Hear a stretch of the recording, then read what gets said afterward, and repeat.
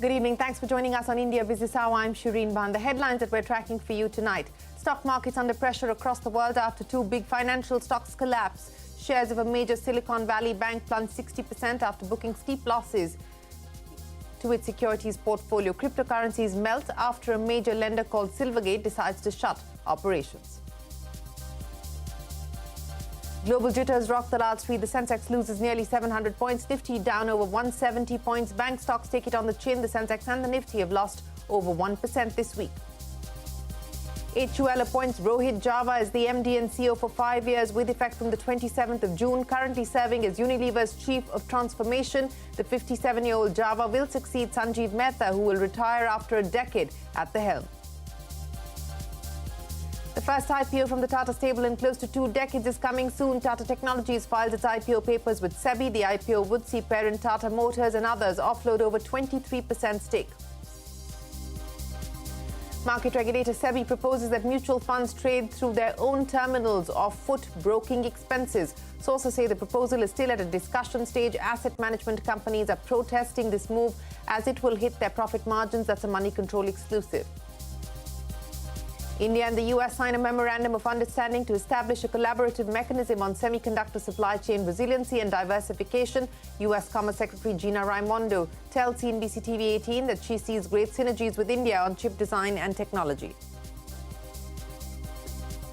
Xi Jinping secures an unprecedented third term as president from China's largely ceremonial parliament, which voted unanimously for the 69-year-old leader. Xi was also named commander of the 2 million-strong People's Liberation Army. Russian missiles pound Ukraine, damaging critical infrastructure and residential buildings in 10 regions. Ukraine claims to have shot down 34 cruise missiles and 4 drones. Facebook's parent company Meta is hashing out a plan to build a standalone text-based app that can rival Twitter. The move comes at a time when Twitter is struggling to maintain its user base due to the chaos under new owner Elon Musk.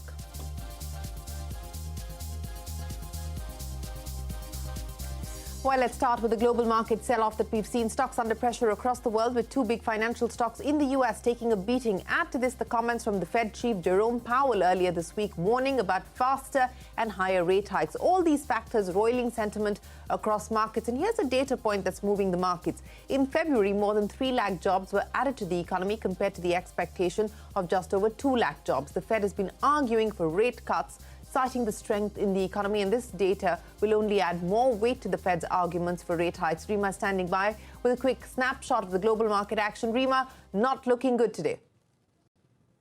No, absolutely not. In the Asian market picture, you had Hang Seng down 3%. The Korean markets dragged lower by 1%. The Hang Seng Chinese markets down nearly 1.5%. Well, there were two key events which took place, two financial accidents. The first one is SVB Financial, which is the parent company of a Silicon Valley bank, which largely banks tech startups. And SVB Financial plunged 60% yesterday. This is the lowest level that the stock is now trading in since September of 2016. The second big event was Silvergate Capital, and this is a US crypto-focused bank, which saw a decline of 42%, as they said that we are voluntarily winding down operations and we're also going to liquidate. So these were the two big events which took place yesterday, and this caused a ripple effect across the rest of the financial space. So take stock of the banking stocks. KBDW. This is the banking index. It's a benchmark banking index. It holds about 24 of the financial stocks, and it was down 7%, the steepest drop that we've seen in financials since June of 2020. What is the market worried about? The market is partially worried about potential losses in the huge bond portfolios held by other US banks as the interest rates have gone up, and they're also worried that the frothy corners of the market, the tech and the crypto space, could come under pressure. Remember, the SVB Financial caters to the tech startups, while Silvergate caters to the cryptos. And these are the two frothy areas in the market. Let me also point out a tweet which came in from Uday Kotak of Kotak Mahindra Bank. And he says the overnight developments in the US banking system. Analysts, investors underestimate the importance of financial stability for the balance sheet of a bank. When interest rates move up by 500 basis points from zero in 1 year, an accident was waiting to happen somewhere. And that's what we had. Well, Rima, many thanks for joining us. That's the global picture across Asia, but global market jitters rocking the Lal Street as well. The Sensex down nearly 700 points and the Nifty down 170. Bank stocks saw major cuts as investors turned cautious, with the bank index losing 2%. Before the week, the Sensex and the Nifty are down about 1%, and the Nifty Bank is down 2%. But this is the big story. The first IPO from the Tata stable in close to 2 decades is coming soon. Tata Technologies has filed its IPO papers with SEBI. The IPO will see parent Tata Motors and others offload over 23% stake. Sonia joins us now to give us a lowdown on the company. Sonia. Well, it's a big day for the Tata Group. Tata Motors' wholly owned subsidiary Tata Technologies has filed a DRHP with the SEBI for an IPO. Now, this is important because this will be the first IPO from the Tata Group stable after 19 long years. The last one was way back in 2004 when TCS came out with its IPO. It also assumes importance as this is the first IPO from Tata Group under the tenure of N. Chandra, who took over in 2017. Now, Tata Technologies plans to sell up to 9.5 crore shares, which is a little under 24% of its paid-up share capital. Let's talk a little bit about Tata Technologies itself. It's the IT services arm of Tata Motors, catering to Jaguar Land Rover and Tata Motors products. The company provides a range of services including IT consultancy, SAP implementation and maintenance and design consultancy, and has a very strong financial track record. Now, the FY22 revenue growth was the strongest ever at 46% year-on-year. And even if you look at the 9 months of FY23, the revenues of Tata Technologies grew about 15%, profits were up 23%. And if you map the margin profile over the last many years, you'll notice that the adjusted margins have increased from 16.5% in FY20 all the way to 19.2% in 9 months of FY23. But what about Tata Motors shareholders? How do they benefit? The monetization of stake in Tata Technologies, of course, is a positive for Tata Motors. But the Tata Tech IPO, along with the receipts of consideration of the EV deal that Tata Motors did with TPG, will help reduce the company's debt.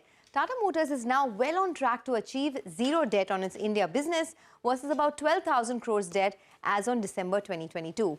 And with this IPO, we will now have 3 listed Tata Group IT companies, TCS, Tata Elxsi, and now Tata Technologies. What are brokerages saying? Motilal Oswal put out a note where they said that they value about 25 to 47 rupees a share in Tata Motors for its stake in Tata Technologies. Back to you. Sonia, many thanks for joining us. And the other big corporate story tonight, FMCG major HUL is set for a change of guard. Rohit Java will take over as Managing Director and CEO for a period of 5 years, starting the 27th of June. He will succeed Sanjeev Mehta, who's set to retire in April, having served at the helm of the company for 10 years. Shilpa Ranipeta joins us now with more on Rohit Java. Shilpa. From a management trainee to MD and CEO. This is not the first time this story is playing out at India's largest consumer conglomerate. Like his predecessor Sanjeev Mehta, Rohit Java, who has been appointed as the next MD and CEO of HUL, has been with the Unilever Group his entire career.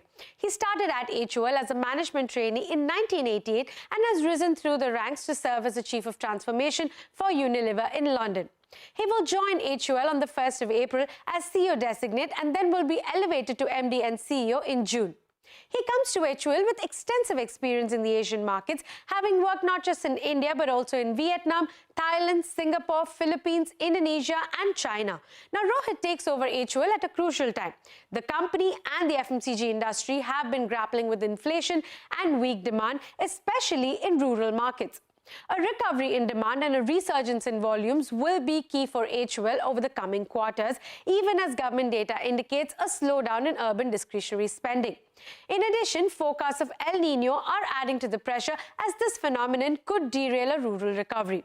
Java also has big boots to fill as he takes over from Sanjeev Mehta, but this won't be much of a challenge given Java's track record in both the Philippines and Chinese markets. Shilpa, many thanks for joining us. And as Sanjeev Mehta prepares to hang up his boots after 31 years at HUL, here's a look back at his contribution and the legacy he leaves behind. You have to create an environment where they can flourish. Sanjeev Mehta is a classic example of a one-company man. He's been with Unilever for over 30 years. He headed the business at Bangladesh, Philippines, North Africa and Middle East. In 2013, he returned to India to head Hindustan Unilever as an outsider and turned it to an advantage. Rural markets. I was in Unilever for 21 years. but I had not worked with Unilever in India. You know, when you come in as an outsider, you have an advantage.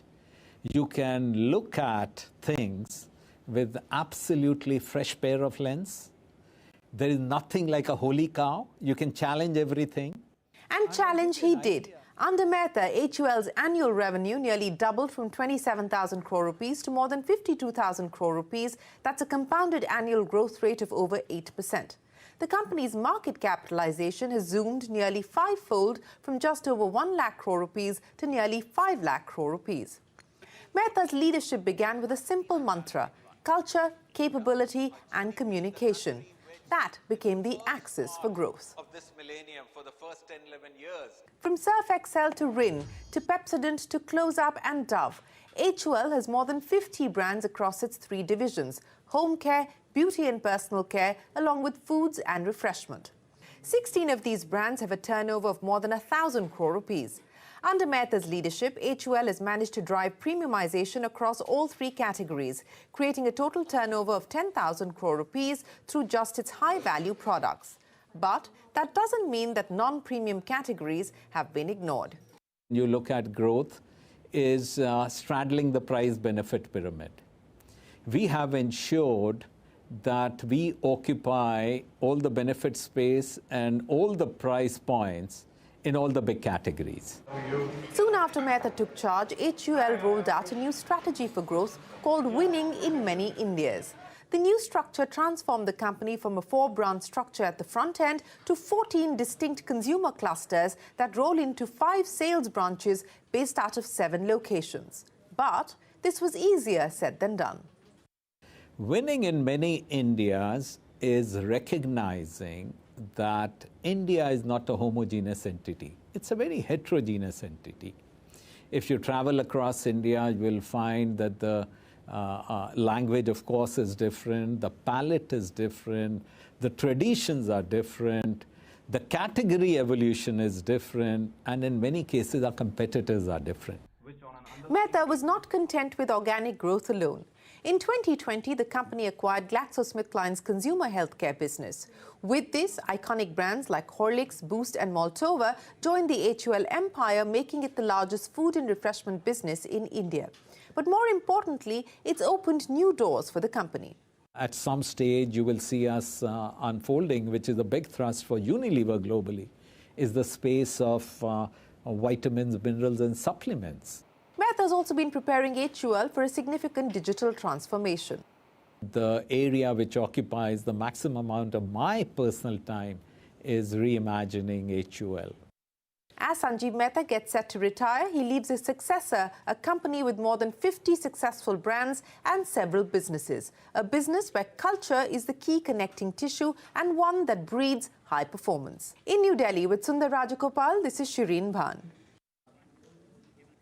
Well, the end of a significant decade there for Sanjeev Mehta at HUL. Sources say market regulator SEBI has proposed that mutual funds trade via their own trading terminals or foot broking expenses. However, the proposal is only at a discussion stage. Santosh Nair is standing by with the details. What's being proposed? What's the industry reaction, Santosh?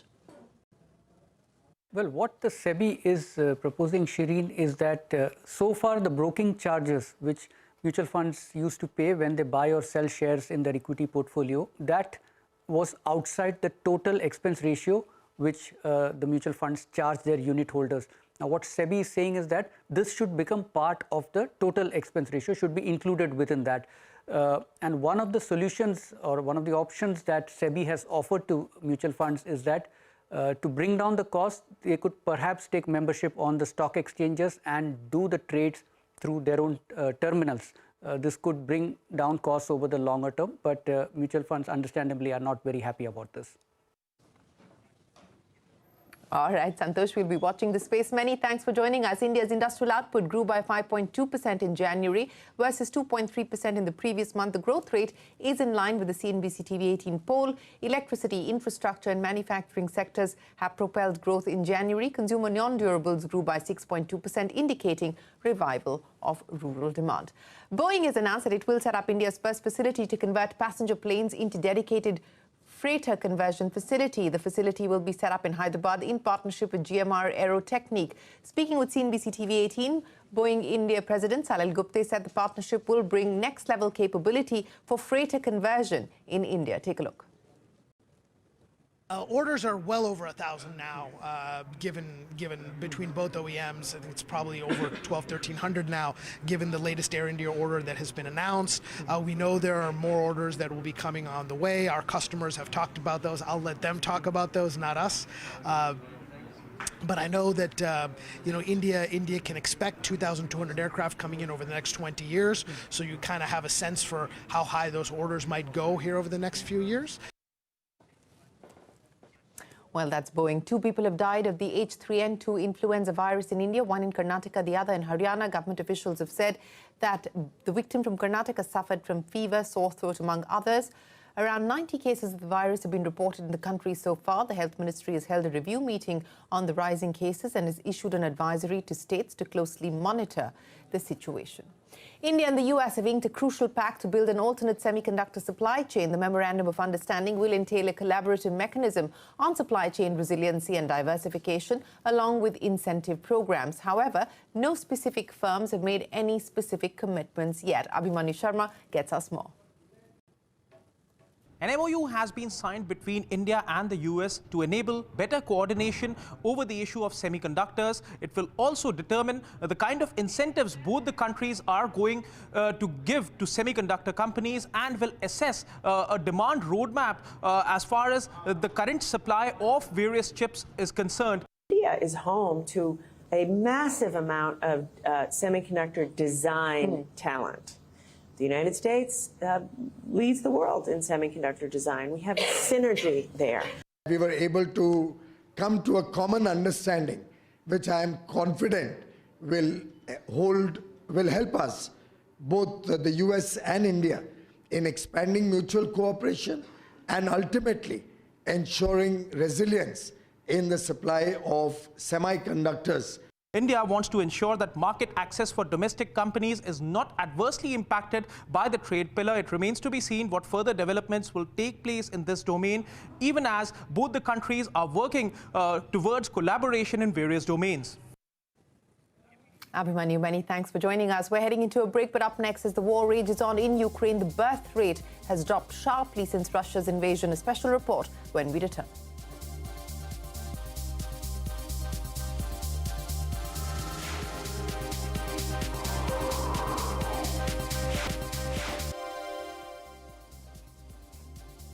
The proposed Digital India Bill, aiming to replace the Information Technology Act, is likely to be revisited in the need for safe harbour protection for intermediaries. The bill will also provide for moderation of fake news and will regulate algorithms and addictive technology. Ashmit Kumar joins us now to explain what all of this could lead to. Ashmit.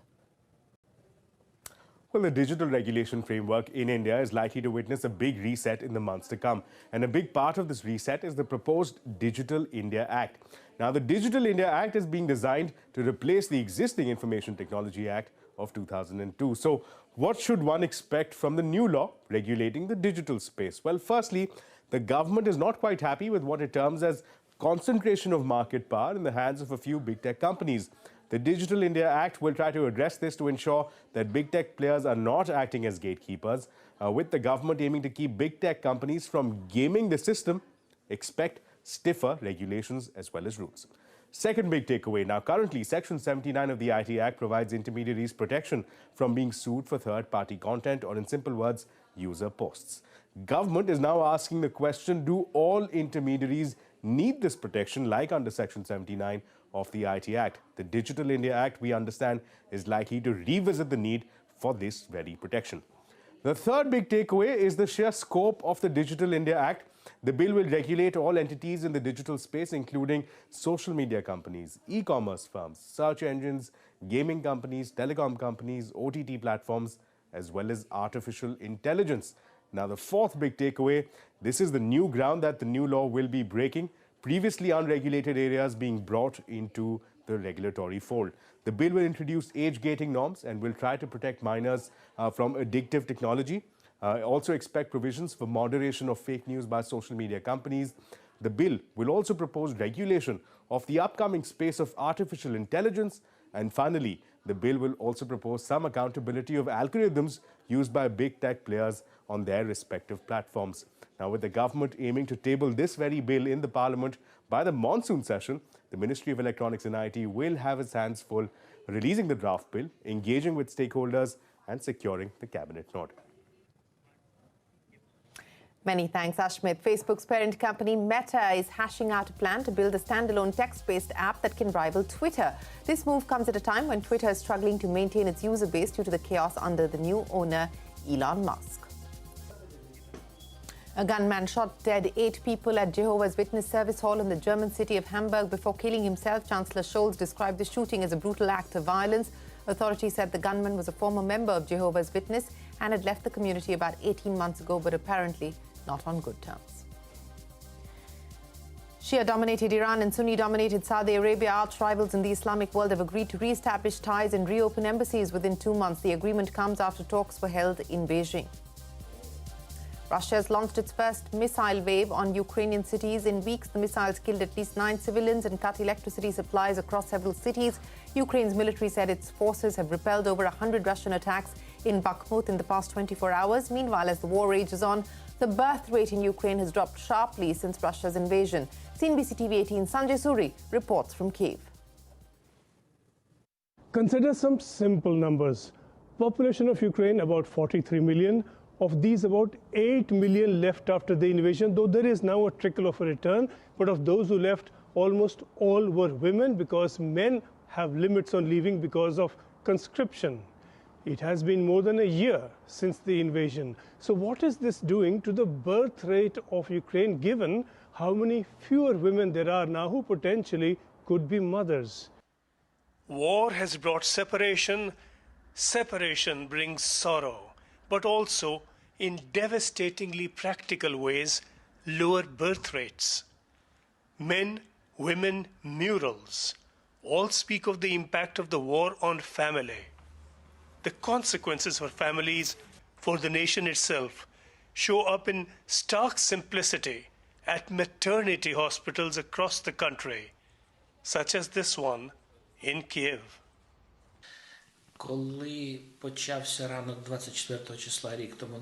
On the morning of February 24th last year, we had 17 births in our delivery room. We had 200 patients in the hospital.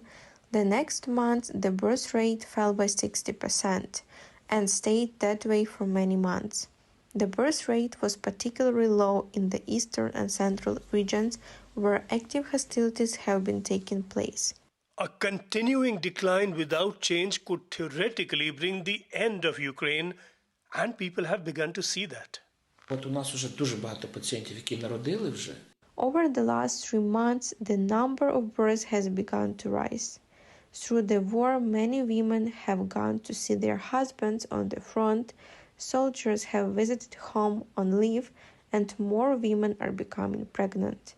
Some women are returning from abroad, others from the western regions to which they went, but the situation still does affect the birth rate. Overall, the birth rate remains lower than before the war. Reversing the decline is a family decision, but not one without a political overlap. And with that, it is time for us to wrap up this edition of India Business Hour. But before we go, on the 14th of March, CNBC-TV18 will host what will be India's largest summit on gender parity in the capital. Women leaders from all walks of life will join us to brainstorm and ensure that we take decisive steps to bridge gender inequality. The event starts at 4:30 p.m. on the 14th of March, and we bring you live coverage right here on CNBC-TV18. And we leave you now with our anthem for our Future Female Forward campaign. Enjoy, and thanks for watching.